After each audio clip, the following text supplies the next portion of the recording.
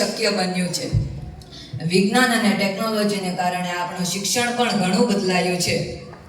આજે બનાવે છે. શિક્ષિત દીકરીઓ સ્વસ્થ સમાજનું નિર્માણ કરે છે.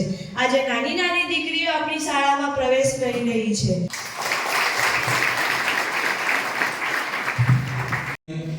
આ શરૂઆત કરવાનો મૂળ હેતુ એવો હતો કે એ સમયે દીકરીઓનો ડ્રોપ આઉટ રેશિયો કે શાળાનું શિક્ષણમાંથી નીકળી જવાનું ખૂબ મોટું પ્રમાણ હતું અને એ પ્રસંગોથી આજે આપણે જોઈએ આજે 24મો શાળા પ્રવેશોત્સવ છે પોતાની મનગમતી પ્રવૃત્તિઓમાં ભણવાની સાથે સાથે આગળ વધે એના માટે પ્રેરણાઓ પૂરી પાડે.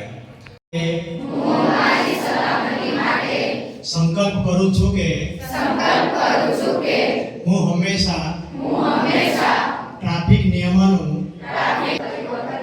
શાંતિ અને શિસ્તથી લાઈનમાં રહીશ. અત્રેથી હું સર્વેનો આભાર વ્યક્ત કરું છું. જય હિન્દ.